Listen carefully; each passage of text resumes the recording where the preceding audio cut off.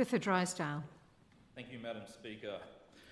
This bill is particularly important to my electorate in Drysdale. It doesn't matter where you would go in Drysdale today, there would be public drinking going on, be it in Gun, and you would see drunks out the front of the childcare, where the childcare is now calling me almost daily, asking for help with the drunks that are out the front. This is where young children are going every day and they're exposed to this kind of behaviour. If you go into Grey, it is now most of the parks. They're not parks, they've become camps. And they are filled, absolutely filled with rum bottles, and there's rubbish, and children cannot use the parks. That's the reality in Grey right now. In Driver, you see the same thing. We have just horrendous violence occurring, especially in Lorna Lim. Lorna Lim Terrace, there is shocking alcohol abuse going on. There is open violence in the street as a result. Last week I spoke of knives in Grey. I'd like the chamber to know those knives I spoke about, one of them ended up in Janet, a senior lady living by herself in Grey, after she complained about the noise the house was making. A blade about this long was thrown at her. I now speak with the same warning about alcohol today. The fact is, public drinking is tearing my community apart. I'll give a few stories. The very first door I knocked, which was in Driver, it was a senior lady who heartbreakingly told me she no longer catches the bus. Now, what this means for her is she stays home. She no longer goes up to the Palmerston Shopping Centre where she would have a weekly coffee with a friend because she feels too unsafe on the bus and in the shopping centre. And her son, her adult son, comes to pick her up to take her to appointments. However, she now feels guilty as an 80-something-year-old lady of doing that. I'm sure her son's very happy to, but it just shows she has become so disempowered as a senior person in our community that she is just staying at home because of the threat of antisocial behaviour, largely fuelled by violence. I speak for Mel, who lives in Grey, and she lives near Essington Avenue. Now, for those who know Palmerston, you'll know Essington Avenue is notorious for its drunken behaviour, and it is on full display every single day. Dunbar Park, which should be a beautiful park, it's a large open space, is just covered in bottles. It is very regular just to see a large group of people drinking. And it's just hell for the residents there. I can't even describe the suffering they go through every single day living there. Even I had a constituent who fled Africa, and he came to my electorate office last week. He lives in Grey, and the violence that he's now seeing on the street, he came to me to warn me of the violence he fled in Africa, he is now seeing here in the streets of Darwin and Palmerston. I find that quite moving, and is also why you'll see such staunch position and support of this bill from myself. To Trish and Roy and Driver, who suffer constantly from public drinking and fighting that has kept them up at night for now years on end.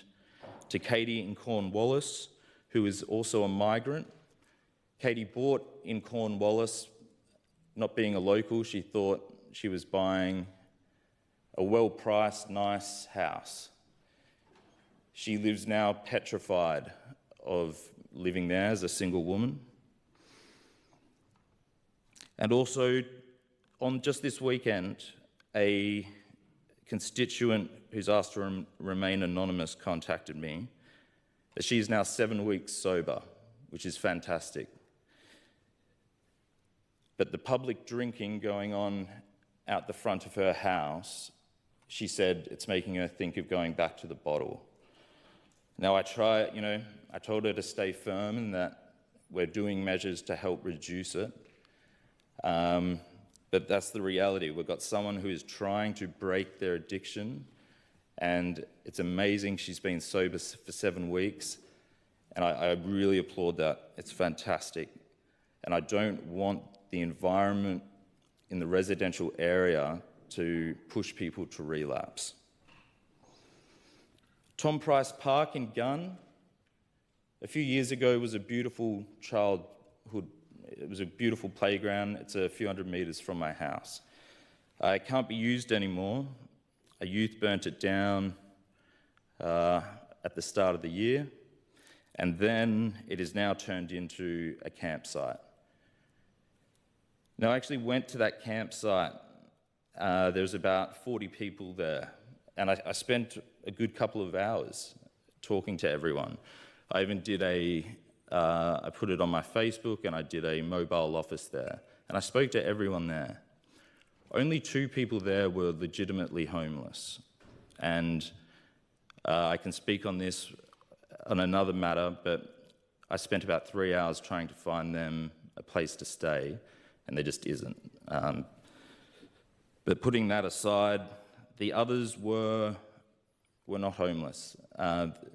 They stated they had houses back in their communities, and I asked if they were good for food and money, and they all had food and money, and they would be camping there.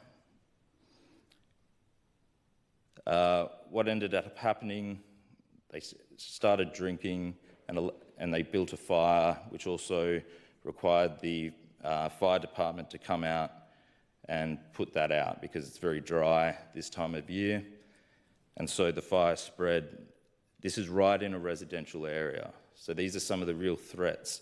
Once people start drinking, alcohol and fire, just never a good mix. Dunbar Park in Grey, as we speak, is an absolute tip. You cannot take a child there. Essington Park in Grey is an absolute tip, and you cannot take a child there.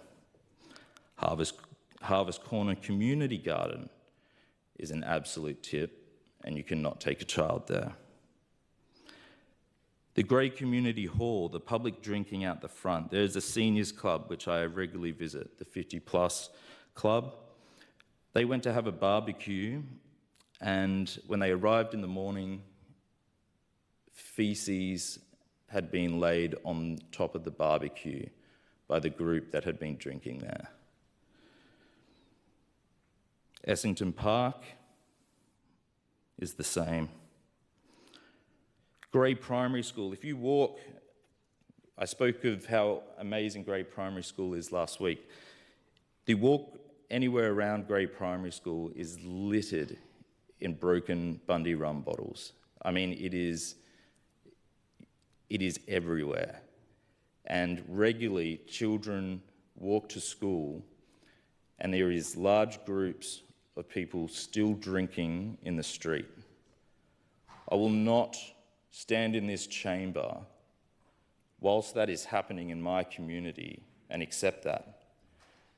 And I will support this bill for those children, for the children in Drysdale, because they deserve the right to a normal upbringing, a safe upbringing, and they deserve the right to go to school and be safe. Within Driver at Palmerston College, we find empty bottles being used again, and they have regular break-ins, which is often led by alcohol. I spoke of Lorna Lim, and there's also President Park, which at times becomes covered in alcohol bottles, along with Pretty Park, Goyder Square in the CBD, Coles. It is often you'll see drunks at Coles, at Oasis, the Palmerston Shopping Centre, even at my electorate office at Gateway. It is so bad at Gateway with the public drinking that my electorate officers regularly need to get security to come to the electorate office if they wish to go to the bathroom or to walk to and from their cars. The retail workers, particularly the young women retail workers in Gateway, feel very unsafe walking back to their cars at the end of shift as groups of drunk men loiter in the car park and harass them. I will not stand for that kind of behaviour. I will not accept that as normal.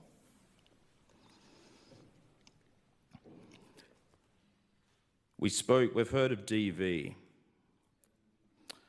I'll make this very clear. I would rather a drunk, violent man lose his liberty for a night as he sobers up in a cell than for him to go home and make a victim of his partner. And I don't apologise for that. A very disturbing story came to me again on the weekend. It might be apparent there is a very large and very present alcohol issue in my electorate at the moment. A female constituent contacted me and she wishes to remain anonymous. However, she was driving down Essington Avenue, which I spoke of earlier, where she saw a drunk man beating with a stick his partner, female partner. She called police. Due to the demand on police, she waited 20 minutes for the call to be answered, as she reported to me, and that whole time the woman continued getting her beating. Later that night, that same couple, the female was hit by a car. The person who spoke to me, her and her husband went and attended the scene. He rendered first aid and she stayed with the male who had been beating her previously. She said he continued to cry out for his wife and then he wanted to see his wife. The reason he wanted to go see her was he took the alcohol that was in her bag. And once he had the alcohol, he actually left the scene and wandered off. That is the real plight of alcohol in Drysdale. And that is what it's doing to people. And that is why, again, I'll be supporting this.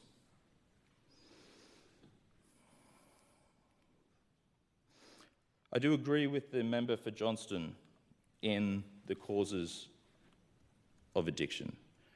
And just yesterday, for about over an hour, I met with a doctor in Palmerston who specialises in addiction, as this is an area I want to advocate for and I want to support people in. It's an important aspect of me, and anyone who knows my story would understand why. And so I do want to help addicts. And the member for Johnston isn't wrong in what drives people to drink, and I acknowledge there is pain and there is suffering. But what I won't let happen is that addict, I will not let them cause harm to other people in the community. Their liberty ends when they encroach on others' liberty. And that is what we're seeing here. So I'm very open to discussing how we can help with addiction in the Northern Territory. But I will not let it happen at the expense of one single constituent of Drysdale. And that is why today I'll be pushing for this bill.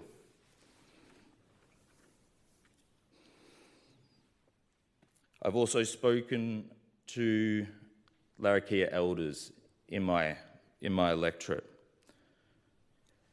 We have some very long-standing Palmerston residents who, and this I did find this quite powerful because I can't relate to it. So I was talking to one woman who told me, Clint, you have to clean up Palmerston. You have to clean it up. And she said, I'm sick of feeling shame for what's happening on our streets.